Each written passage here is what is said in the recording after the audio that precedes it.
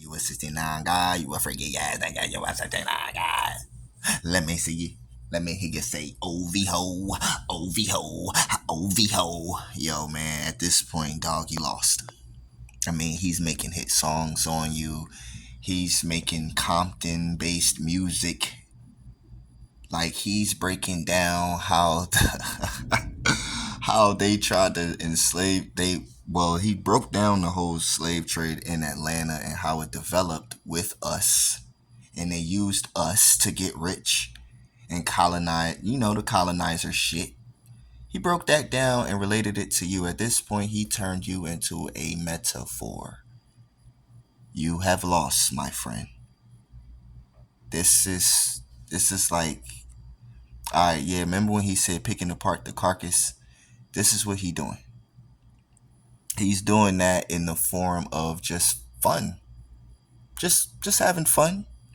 Nothing too extremely lyrical. Some of it is. I mean, especially when you break down the Atlanta thing and how you basically got your power up, a lot of power ups from Atlanta. You got street shit, you got lingo, you got club scenes, producers. You got a lot of stuff from Atlanta. They basically helped you flourish, which is, I knew somebody was going to speak about that sooner or later. Then he's breaking down more pedophilic, just calling all kind of you a pedophile and all of this, and don't go to cell block one. And damn, I mean, this is this is bad, but it's like a fun record because I ain't gonna lie, the other shit was dark as fuck. It felt cloudy as hell, and I ain't look. I'm on the side of hip hop. I don't have an actual dog in the race. I will say that. But I am on the side of Kendrick Lamar right now because clearly he's winning, and honestly, I'm going with the winning side. Nah, but for real, he's doing something more than just breaking down. Like, it's beyond breaking down Drake. He's using Drake as a metaphor, and what I mean by that is you have, like I said, hip hop culture versus pop culture. This is American Africans who have systematic oppression, and the way we expressed ourselves after the roaring 20s, after jazz, was hip hop. Even after rock and roll, it was hip hop. We fused all of those things together and made hip hop. And then you have watered down things that's happened over the years. Really, after the Interscope and Murder Inc.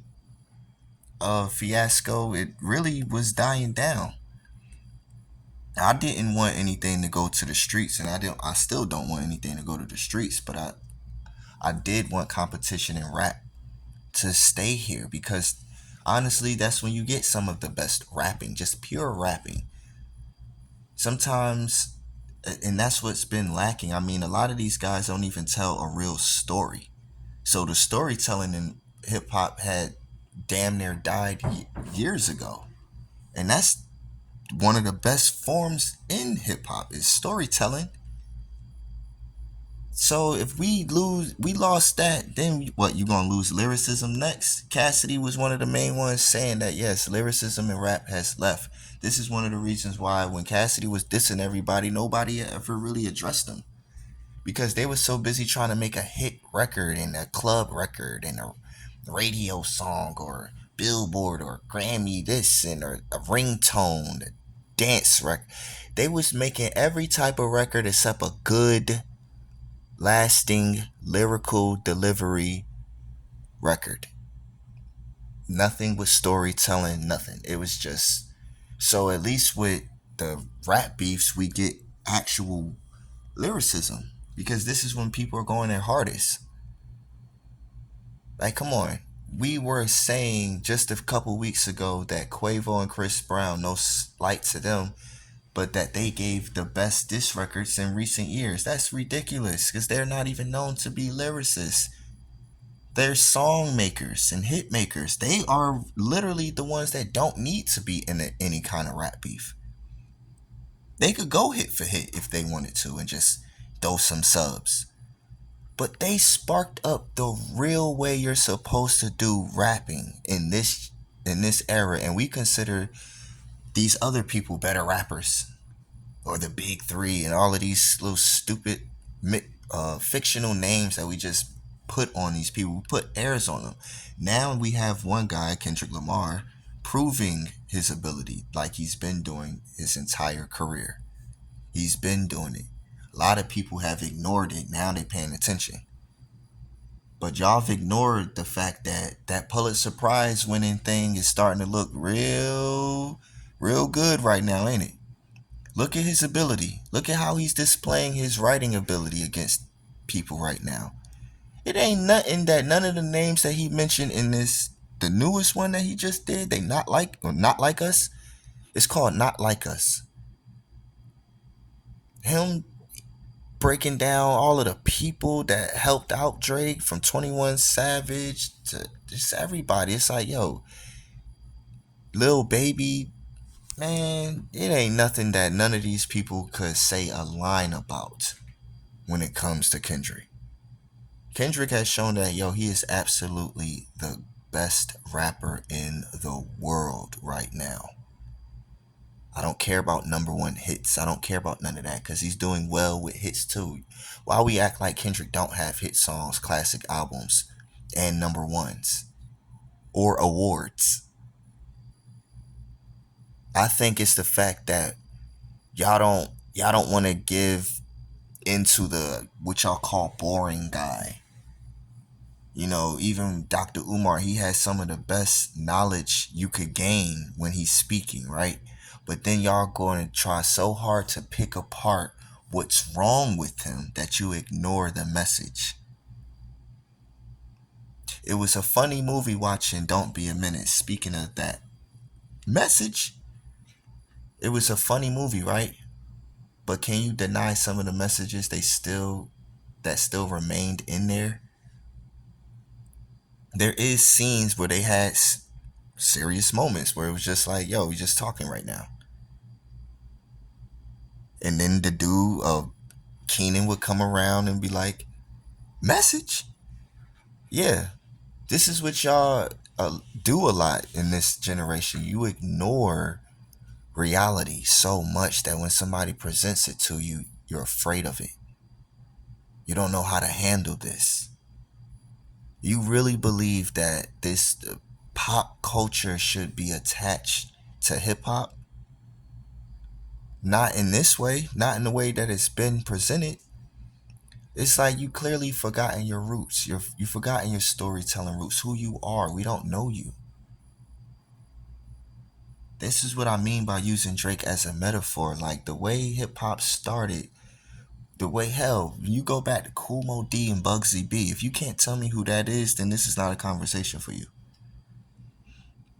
If you can't tell me that Kool Moe D went at LL Cool J, or LL versus the Cold Crush, then you just don't understand what's happening here. When these people were telling stories, when KRS-One was talking about Love's Gonna Get You, he wasn't talking to y'all pop culture people, but he was talking to the world. He wasn't talking to the casual fan of things. He was talking to the people who want to learn and who understand, overstand, understand. Love's Gonna Get You. What you think that song is about? Actual just loving a girl? No, he's talking about the general outlook on what we view as love. Loving things that can't even love you back. And they present so many versions of a lifestyle that you may never even want to experience. Like, you go to Slick Rick, you go to all of these people when they were doing what they were doing back then, and you fast forward up even to Tupac and Biggie and in the 90s era, and Nas and everybody, and Jay-Z, even Eminem. These people represent true hip hop artistry, African culture, outside of Eminem being white. But these people, this is African culture. We are telling our story to a world that hates us. We're not giving into the world. That's not the point of hip hop. It's to be against the system. It's to expose the system. This is what Kendrick is doing. He's just using Drake as a catalyst, but he's using him. He is the metaphor of things that just basically are against us. You are calling him a colonizer. That is such layered meaning, man. We know the surface meaning of slavery and all of that. But to call him that, to all of these lyrics, all of the songs that he's put out in the last few weeks, since Like That all the way up to now, just really listen. And then I want y'all to listen to The Heart Part 5 again. Come back to this video or go to all of these disses and listen to The Heart Part 5. Fuck calling it culture.